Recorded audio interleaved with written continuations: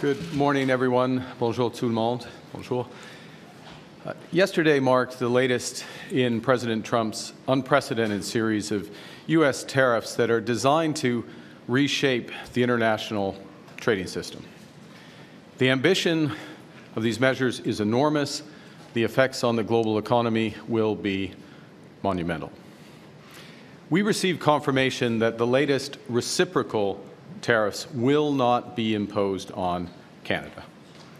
At the same time, President Trump confirmed that the tariffs announced last week against our auto industry will come in, and indeed have come into effect today. So while it's progress that further tariffs were not imposed on Canada yesterday, the President's actions will reverberate here in Canada and across the world.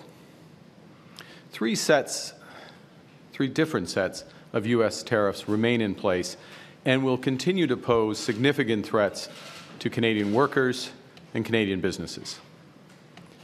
And while they have been imposed under different premises, some things are consistent. They are all unjustified, unwarranted, and in our judgment, misguided. And we are already seeing the consequences. Just last evening, workers from Unifor Local 444, with whom I met last week, learned that their auto assembly plant in Windsor will be shutting down for at least the next 2 weeks. That's 3,600 workers who are now out of work, not by their choice. Workers who now worry how they're going to put food on the table and pay their bills. I and my government stand in solidarity with those workers in Windsor and all those workers hurt by President Trump's tariffs.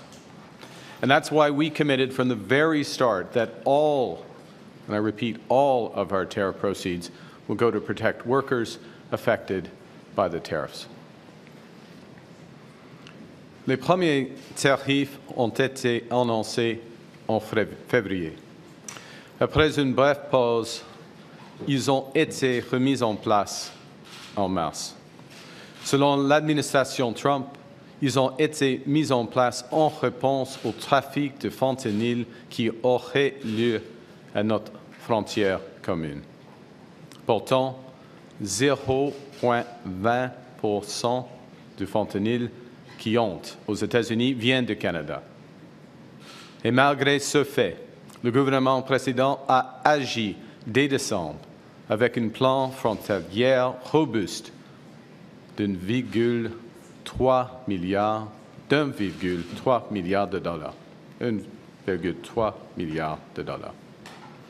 Un plan qui implique de nouveaux outils pour nos forces policières, des hélicoptères, des drones et des équipes canines pour détecter et empêcher le trafic de fentanyl et des produits chimiques utilisés pour produire cette drogue. That plan is working. As U.S. Customs and Border Protection themselves have acknowledged, there was a 97% drop in fentanyl seized at our shared border in January compared to December. In fact, Canada was not mentioned once in the United States annual report that lists the biggest threat to that country. Just last night, the U.S. Senate made it clear that these tariffs are a mistake. The Senate voted to repeal them in a symbolic but important assertion of both fact and solidarity. The second set of U.S. tariffs were imposed in March on steel and aluminum imports from around the world, including Canada. Canada has long been the United States' main supplier of these materials, materials that are vital to building Americans' homes, their cars, their bridges, their consumer goods, and so much more. These materials are vital to powering America's economy. The President pursued similar tariffs on steel and aluminum during his first term, a process which led to thousands of lost jobs in America. Then, as now, those tariffs were in clear violation of trading agreements. Today it's KUSMA, an agreement that the President himself negotiated and promoted during his first term. An agreement that we in Canada have upheld in good faith. Last week, the President and his administration announced their third set of tariffs, this time against auto imports primarily from Mexico and Canada. In the year I was born, Canada and the United States signed the Auto Pact, an agreement that ended auto tariffs between our nations and began a 60-year period, you can guess my age, a 60-year period of close cooperation, partnership, job growth, and prosperity. And that era has now ended unless the United States and Canada can agree on a new comprehensive approach. Yesterday's actions by the U.S. administration, while not specifically targeting Canada, will rupture the global economy and adversely affect global economic growth. The global economy is fundamentally different today than it was yesterday. The system of global trade anchored on the United States that Canada has relied on since the end of the Second World War, a system that, while not perfect, has helped to deliver prosperity for our country for decades, is over.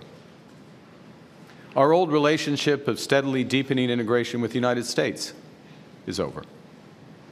The 80-year period when the United States embraced the mantle of global economic leadership, when it forged alliances rooted in trust and mutual respect, and championed the free and open exchange of goods and services, is over.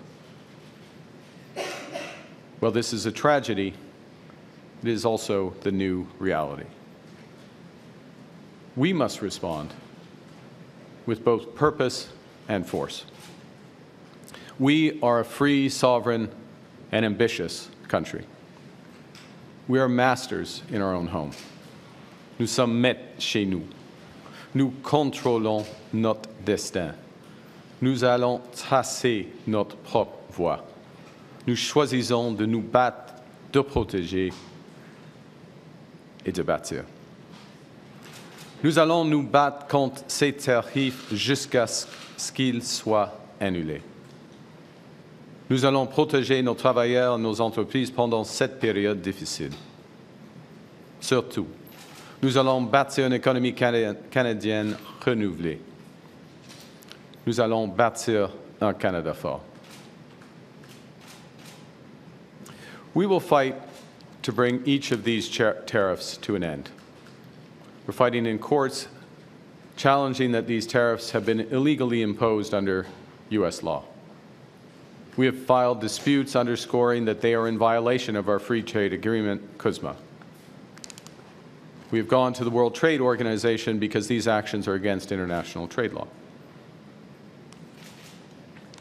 We are responding today with, and we have responded throughout, with carefully calibrated and targeted counter tariffs. Hier, j'ai rencontré mon conseil sur les relations canado-américaines. J'ai tenu une rencontre du comité du Conseil des ministres sur les relations canado-américaines. J'ai aussi convoqué les premiers ministres des provinces et territoires pour la troisième fois en autant de semaines. Nous sommes unis. Nous sommes déterminés. As I told President Trump during our call last week, Canada will respond to the U.S. auto tariffs. And today I'm announcing that the Government of Canada will be responding by matching the U.S. approach, with 25% tariffs on all vehicles imported from the United States that are not compliant with KUSMA, our North American Free Trade Agreement, and on the non-Canadian content of KUSMA-compliant vehicles from the United States as well. Our tariffs, though, unlike the U.S. tariffs, will not affect auto parts because we know the benefits of our integrated production system. And they will also not affect vehicle content from Mexico, who is respecting the KUSMA agreement. And as well, we are developing a framework for auto producers in Canada to get relief from these counter tariffs as long as they maintain their production and investment in our country. Importantly, every single dollar raised from those counter tariffs, our counter tariffs, which could reach around $8 billion before remission, will go directly to our auto workers and the companies affected by those tariffs. And that's on top of a $2 billion fund that we announced last week to build a made-in-Canada auto sector, a fund that a new Liberal government would implement should we be elected. Nos droits de douane n'affecteront pas les pièces automobiles, car nous connaissons les avantages de notre système de production intégré. Ils n'affecteront pas le contenu des véhicules en provenance du Mexique.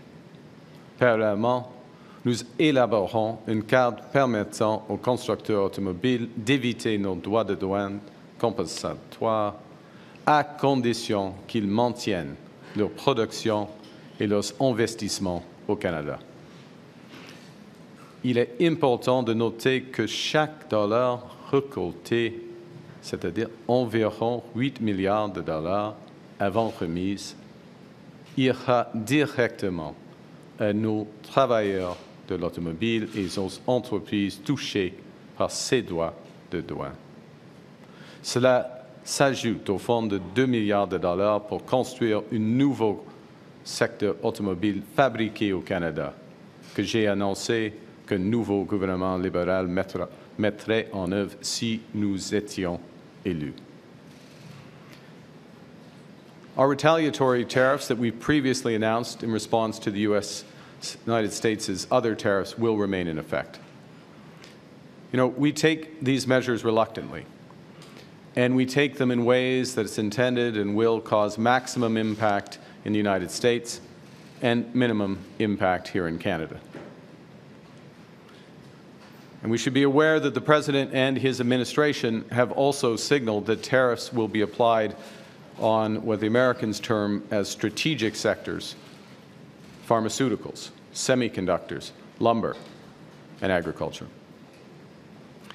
Dans les jours et les semaines à venir, nous dirons à nos homologues américains que ce serait une erreur, que la question de l'offre n'est pas sur la table, que toute nouvelle mesure commerciale entraînerait une réponse calibrée, mais énergique, de la part du Canada, et que le moment est venu de renégocier en profondeur notre partenariat économique et de sécurité. As President Trump and I agreed last week, he and the Prime Minister of Canada will sit down immediately following the election to find areas of common ground and agreement in a new economic and security partnership. I told the President that I will be working hard for the next month to earn the right to represent Canada in those discussions, to get the best deal for Canada under the new U.S. approach. At the same time, Canada must be looking elsewhere to expand our trade, to build our economy, and to protect our sovereignty. Canada is ready to take a leadership role in building a coalition of like-minded countries who share our values. We believe in international cooperation. We believe in the free and open exchange of goods, services, and ideas. And if the United States no longer wants to lead, Canada will. Canada is strengthening our trading relationships with reliable partners. Plus tôt cette semaine, j'ai parlé à la présidente mexicaine, Madame Sheinbaum. Je viens de discuter aujourd'hui avec le chancelier allemand, Olaf Scholz. J'ai eu de nombreuses conversations avec la présidente de la Commission européenne, Ursula von der Leyen. Et dès ma première semaine en poste, j'ai rencontré le Premier ministre du Royaume-Uni, Keir Starmer, et le président français, Emmanuel Macron. Nous sommes tous opposés à l'approche du gouvernement américain. Et nous sommes tous en faveur d'échanges commerciaux libres et équitables. My government understands that Canadians hurt by the unjustified tariffs will need our support. And to our workers producing sustainable, high-quality lumber in Smithers, Prince George, and Elmsdale, to our workers extracting oil and gas around Fort McMurray and in northeastern BC, aux travailleurs dans les alumineries du Saguenay, to our workers at the steel mills in Hamilton, Sault Ste. Marie, et La Bosse, to our workers at auto assembly plants in Windsor, Ingersoll, and Oakville, to all our workers who might be worried about their next paycheck and their futures, the federal government will do everything in our power to protect you and your careers. In this new world, we have to look out for ourselves, and because we are Canadian, we will always look out for each other. La semaine dernière, j'ai annoncé plusieurs mesures ciblées pour soutenir les travailleurs et les entreprises directement touchées par la guerre commerciale de Président Trump. Pour les travailleurs, nous avons supprimé le délai d'une semaine pour obtenir l'assurance emploi. Nous avons fait en sorte qu'ils n'aient pas à épuiser leur indemnité,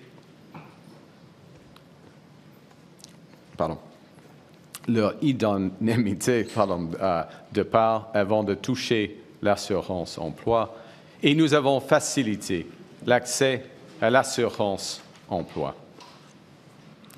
Comme je l'ai dit et répété, mon gouvernement va utiliser chaque dollar tiré de nos contre-tarifs pour soutenir les travailleurs canadiens tant et aussi longtemps que cette guerre commerciale perdure.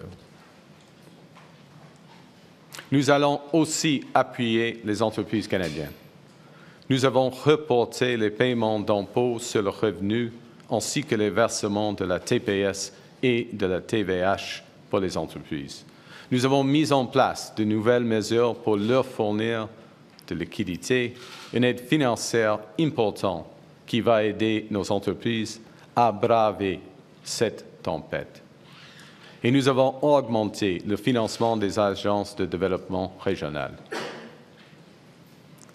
Fighting back against U.S. tariffs and protecting our workers are our most immediate priorities. But they are not sufficient. Our task as a nation in the coming weeks and months and years is to think bigger and to act bigger. We can draw strength right now from each other.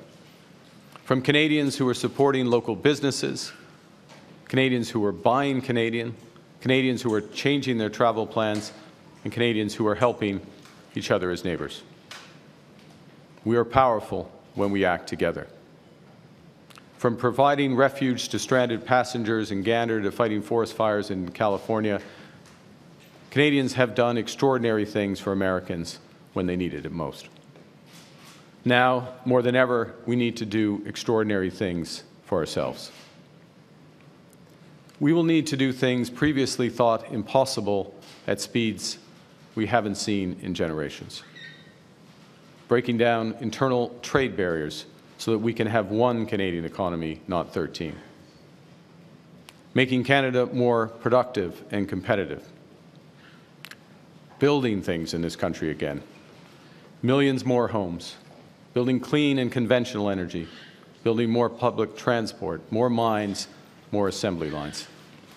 Building new trade corridors with reliable partners. Building a Canada that works for everyone. A Canada that everyone can afford. A Canada worthy of its people. Last week, I met a teacher from Glen Williams Public School in Georgetown, Ontario. And she told me about a routine assignment, that she had given to her 9- and 10-year-olds. And the children were asked to describe their dreams for Canada. So some kids wrote about a country free of poverty, others dreamt of clean air and water, or a place where everyone enjoyed equal rights, dignity, and respect. These are what we all want for ourselves and for each other. But many also wrote about tariffs and threats to our sovereignty, words that I hadn't met at that age. And I'm going to quote one which is representative. I dream of a safe, a kind, and a clean Canada. A Canada that is not the U.S. Our children should be able to dream about a positive future, not worry about an economic crisis. Les Canadiens et Canadiennes sont inquiets, et c'est normal quand il y a des grands changements. Ce n'est pas nous qui avons changé. Nous sommes restés les mêmes fiables, fiers et forts. Nous vivons dans un nouveau monde, et ça vient avec nouveaux défis. Given the prospective damage to their own people, the American administration should eventually change course. But I don't want to give false hope. The President believes that what he is doing is best for the American economy. He believes that it's best for American workers. And although their policy will hurt American families, until that pain becomes impossible to ignore, I do not believe they will change direction. So the road to that point may indeed be long. And it will be hard on Canadians, just as it will be on other partners of the United States. It will require us to make difficult choices. It will require sacrifices. I have no doubt we will rise to the challenge, because that's who we are as Canadians. We have done hard, seemingly impossible things throughout our history. We conquered the unconquerable at Vimy and Juno Beach. Nous avons bâti un pays qui unit des langues, des cultures et des croyances différentes. Et en le faisant, nous sommes devenus plus forts. We created public Medicare. We confronted our own past with Indigenous peoples. We answered the call to defeat fascism. We know we are not always perfect, but we always strive to be good. We do not do things because they're easy, but because they are right. We will rise to meet this challenge, and we will emerge stronger. So to those kids at Glenn Williams Public School, don't worry. With your spirit, with that of your parents, their friends, and people like them across this great country, all pulling for Canada, we will build an even better Canada for your future, because that's who we are. We are Canada. Canada strong, un Canada fort. Thank you very much. Merci. I'll be pleased to take your questions. Bonjour tout le monde. We'll now start with the press conference. We'll take 15 minutes of questions, one question, one follow-up. On a 15 minutes, une question et une suivi. Laurence? Merci. Bonjour, M. Carney. Laurence Martin de Radio-Canada. Il n'y a pas eu de recul, vous l'avez dit, il n'y a pas eu de recul de M. Trump sur les tarifs déjà annoncés pour le Canada, comme sur le secteur de l'auto. Est-ce que ça veut dire que votre appel avec M. Trump la semaine dernière, finalement, n'a pas été si productif que ça? Je crois que vous avez raison, et comme je viens de décrire, il n'y a pas de recul des tarifs par rapport au fentanyl, l'acier, l'aluminium et puis le secteur automobile. L'appel avec Monsieur le Président, nous avons fait de progrès. On peut le voir avec le résultat par rapport les tarifs réciproques. Nous avons eu le meilleur accord d'une série de mauvais accords. Ça, c'est la vérité, okay, dans ce cas. Première chose. Deuxièmement, nous sommes d'accord, Monsieur le Président et moi, nous sommes d'accord qu'au début de mai, il y aura le commencement des discussions globales en ce qui concerne le partenariat économique et sécuritaire du Canada et les États-Unis. Alors, encore, ça c'est du progrès, parce qu'on ne peut pas faire de progrès avec chaque initiative, chaque enjeu. Il faut avoir une discussion globale entre les deux pays souverains. In English before my You're absolutely right. The core tariffs with respect to fentanyl, automobiles, steel and aluminum remain in place with respect to an enormous series of trade measures that were announced yesterday. We have the best deal of a series of tough deals, bad deals in many respects. That is progress. That is recognizing the partnership. As well, what was also progress in the call the President and I had last week is this agreement that we will sit down, future Prime Minister and him as President will sit down and begin negotiations on the overall economic and security partnership with Canada. And that's important, in my judgment, because we will not make progress on individual items. We can only make progress as a whole in a relationship that is being redefined. And of course, as I said in my remarks, and as I said to the President, and as I said at the time, I'm working hard to ensure, or to earn the right, rather, to represent Canada at those negotiations. Et en suivi, est-ce que vous songez à imposer une réponse coordonnée avec d'autres pays contre les États-Unis? À ce moment-ci, non. En bref, non. On a des discussions. J'ai plusieurs discussions avec l'autre chef d'État, chef de gouvernement en Europe, au Mexique et d'autres parts du monde. Mais ils sont des discussions positives. Comment on peut augmenter les relations commerciales entre notre pays ou nos juridictions? Ce n'est pas afin d'avoir une réponse négative ou coordonnée par rapport aux États-Unis. OK? Merci. Bonjour, Émilie Bergeron, de la presse canadienne. Votre prédécesseur, Justin Trudeau, avait invité les autres chefs de parti à des rencontres conjointes pour montrer que le Canada est uni, qu'il y a un front uni face à M. Trump. Pourquoi, si vous mettez votre campagne électorale sur pause et que vous êtes dans vos avis de premier ministre et que vous dites que c'est un enjeu non partisan, alors pourquoi vous ne faites pas comme M. Trudeau et vous invitez les autres chefs de parti soit à une rencontre ou à un appel? Les autres chefs du parti sont avisés de notre réponse. En ce qui concerne la coordination canadienne, j'ai plusieurs discussions avec tous les premiers ministres des provinces et territoires en groupe et dans un sens bilatéral, des discussions avec des chefs des syndicats, des chefs, des dirigeants autochtones, des PDG, tout cela. Il y a beaucoup de consultations, coordination.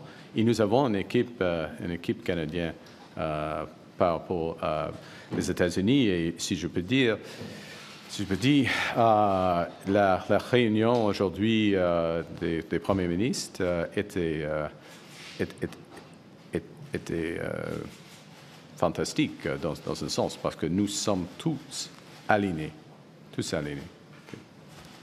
Ça n'a pas vraiment répondu à ma question, mais je vais aller sur un autre sujet, la gestion de l'offre. Pardon. Vous avez dit que vous voulez protéger la gestion de l'offre, mais est-ce que vous vous engagez, si vous êtes élu premier ministre du prochain gouvernement, à déposer un projet de loi, comme il y en avait un devant la Chambre des communes au Sénat, pour vraiment l'inscrire dans une loi que la gestion de l'offre, c'est une ligne rouge, ça ne peut pas faire partie d'une négociation commerciale, puisque le gouvernement précédent, le gouvernement sortant, avait voté pour un tel projet de loi. Donc, est-ce que vous vous engagez à redéposer? OK. On commence avec le fait que c'est un nouveau gouvernement. Il y a des changements. Nouveau premier ministre, nouveau gouvernement.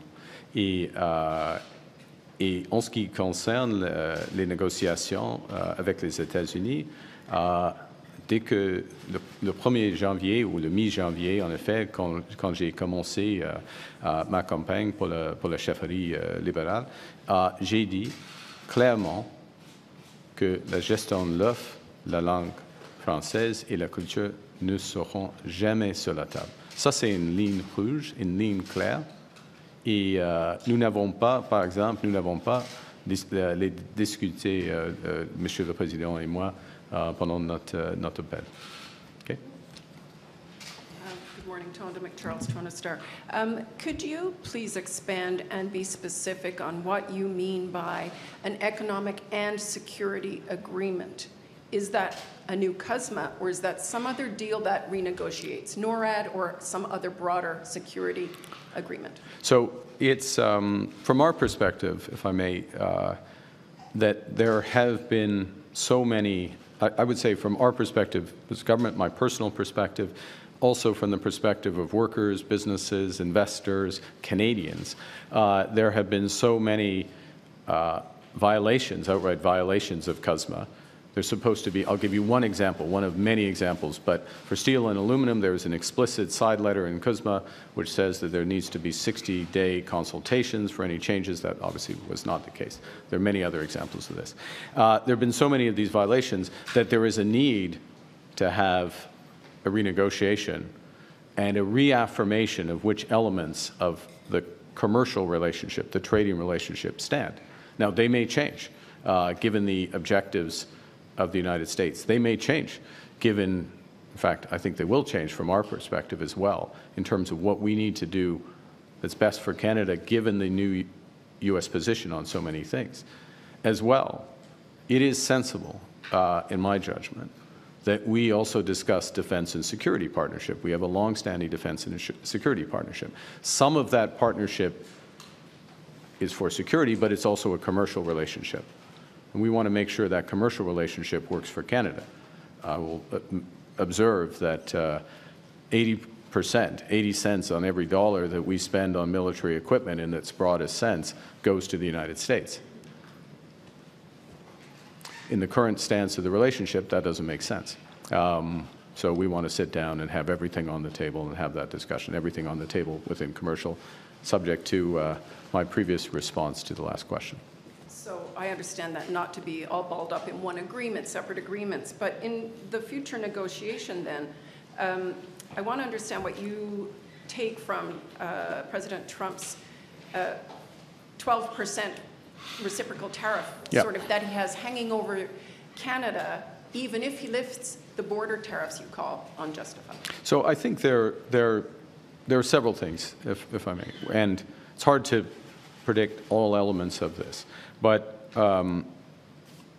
there are certain sectors in the North American economy, the Canadian-U.S. economy, that fundamentally rely on the integration in those sectors. There's no better example of this than in autos, where it literally has been built up over my entire lifetime. And that the competitive threat in North America is from Asia, not within North America. And it will become our judgment, and the judgment, I would say, of virtually everybody who works in the auto industry, virtually everyone, not everyone, not the UAW apparently, but I think they're going to find out, that this is going to damage the U.S. auto industry as well as the Canadian auto industry. And it's going to damage the industry relative to competition from Asia. So when there's that discussion, the question, part of the discussion is going to be, how do we put back together elements of that integration? And if it's not going to come, how are we going to act in Canada? And we're going to do this, elements of this anyways, if my government is elected, which is to build a true Made in Canada strategy that makes us much more resilient with the U.S. So, Tonda, I can't pre-wire all those discussions, but what I know is that trying to have a discussion, given the scale of ambition of the United States, given all the measures they've taken, not just against Canada, but against the whole world, that we are not going to make progress if we try to focus on only one issue. We need to reset the overall relationship. We need to set the boundaries around that, where we're going to work together, reestablish confidence, first and foremost for Canadian workers and their families, so that they know where their careers are, where their jobs are, and then more broadly for investors in business. Okay? Thank you. Good morning, Prime Minister. Jillian Piper with Global News. Are you planning to have another phone call with President Donald Trump to discuss these tariffs? If it's appropriate, we will. We agreed that we would, when we last spoke, that we would talk as needed over the coming weeks. So it may happen. There's not one scheduled. And as I said, I'll just reiterate, when we spoke, I did advise the President that we would be retaliating against the auto tariffs. We were going to wait to see what happened with these reciprocal tariffs that were announced yesterday. We have taken a very focused, calibrated response, balanced response, one that creates incentives for the automakers. So as appropriate, we will speak. I'm very conscious, we're very conscious that there are additional measures likely to come in other sectors, including forest products, pharmaceuticals, and others. You said previously that the relationship that Canada had with the United States is now over. Is the U.S. still our ally? The U.S. Absolutely. Look, the U.S. is absolutely our ally. It's our ally in security and defense partnerships. It's our most important security ally, for example. It's still, even with these tariffs, the largest trading partners. The point I made last week, the point I made again today, is part of what our relationship has been based on, though, has been a degree of integration between our economies, our trade becoming closer and closer together. That is over. I mean, we saw that that was ending a while ago. It's now emphatic. I think the world is learning that that is over. That creates real challenges for us. We're not sugarcoating it. We're absolutely clear about that. It also, though, creates an enormous opportunity for a country like Canada, which has virtually everything that the world wants, has a lot of things that the U.S. wants, and they're going to find out how much they want it with these tariffs. So we have virtually everything the world wants. And when I talk to leaders in Europe, when I talk to the Mexican president, they want to work with us. They want to cooperate with us. And I'll say one other thing, if I may, and in hand, which is one of the things, and I'll go back to Team Canada, Premier Smith, Premier Moe, Monsieur le Premier Ministre Legault, all of those premiers in the very short term either have just gone on major trade initiatives to Europe in some cases, or about to go to trade missions in Asia. That's the Team Canada approach. That's the coordinated approach that we need. And I think Canadians, again, not sugarcoating the challenges, but can be very encouraged about the sense of purpose and action at different levels to move forward. Enfin, les alliés ou Oh, oui, les États-Unis, bien sûr, les États-Unis est encore un allié du Canada. Les États-Unis, c'est notre allié la plus importante en ce qui concerne les matières de sécurité et de la défense, par exemple. Mais le monde change. OK. Ashley, please.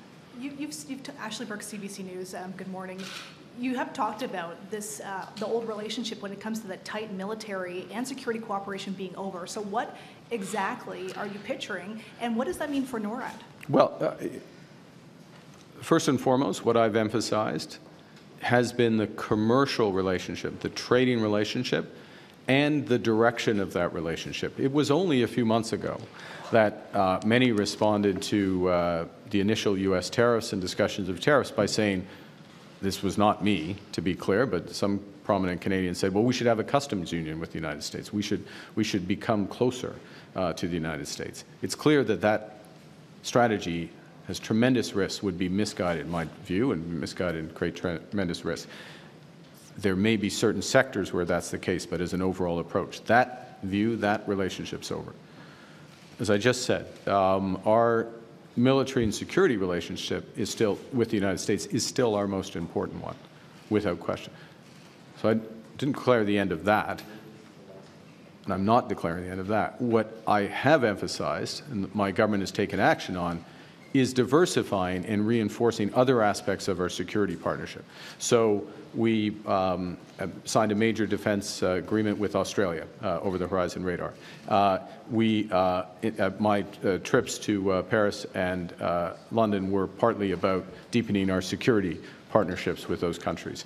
We're looking on diversification in terms of maritime procurement and other aspects of procurement. We're reviewing the F-35 fighters to make sure that that's the right approach for the country going forward, given the other considerations. Last question. Yeah. You've talked about how long and hard the road could be for Canadians if Mr. Trump keeps these tariffs in place. How long and hard, and is Canada headed towards a recession? Well, look, I think it starts with what the implications of these tariffs, yesterday's tariffs, which affect all economy, virtually every economy in the world, means for the global economy and the U.S. economy and the U.S. economy which is slowing, U.S. economy where inflation is starting to pick up, where financial conditions are going to start to tighten, and a U.S. economy which has a possibility of tipping into recession themselves. So it starts there. It is usually the case that when the United States has a recession, that it's very difficult for Canada to avoid something similar. There's been exceptions to that. With the financial crisis, 2008-9, when I was governor, we avoided a recession. We need to take action now for short-term support and reimagine our economy for the medium term. And I won't go through the list of things. You personally have had to hear them a few times, but it is about that one Canadian economy, and it's about building everything from homes to new energy infrastructure to new ports and trade infrastructure. By doing that, and by doing that in a way that is as coordinated and impactful and immediate as possible, we create a real possibility, in fact, probability. It's not just right for the medium term, but it's right for the short term. And that, in many ways, is what's at stake right now. Yes, we have to respond to the U.S., and we are responding appropriately. Yes, absolutely, first and foremost, protect our workers. But we need to do much more than that, which is to build this economy. And in doing that, we can avoid the slowdown that is coming. Well, we can do better than the United States. That's my point. We can do better than the United States. Exactly where that comes out depends on how much damage they do to their economy. Thanks, everyone. That concludes. En français, sur le dernier aspect,